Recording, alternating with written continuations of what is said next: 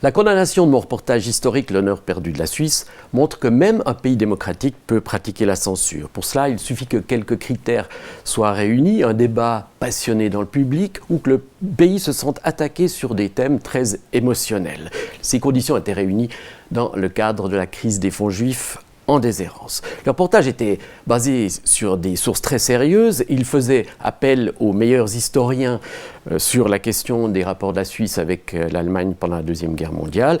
Et pourtant, cela n'a pas empêché les autorités de le condamner, de museler la liberté d'expression.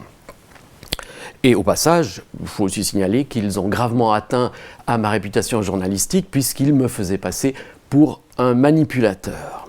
Si la Cour européenne des droits de l'homme n'avait pas cassé cette condamnation, non seulement ce reportage aurait été définitivement censuré, mais en plus, moi-même et les autres journalistes du service public n'auraient plus pu enquêter de manière sérieuse et critique sur l'histoire de la Suisse.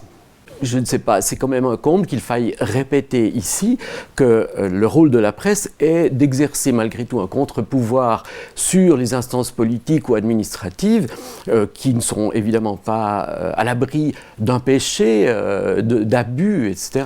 Donc empêcher les journalistes d'enquêter sur ces sujets, c'est quelque part priver le peuple d'une information essentielle à son activité démocratique. La Cour européenne tient compte de critères tout à fait précis, donc du cadre légal, des règles d'éthique.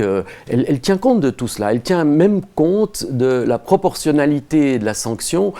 Par exemple, est-ce que si on a limité la liberté d'un journaliste, est-ce qu'on l'a trop limité ou pas assez? Donc elle n'émet pas des avis tranchés de ce point de vue-là. Elle tient compte aussi du contexte. Elle fait un travail extrêmement fouillé en tenant compte effectivement aussi d'autres intérêts que ceux de juste celui du journaliste et de sa liberté d'expression.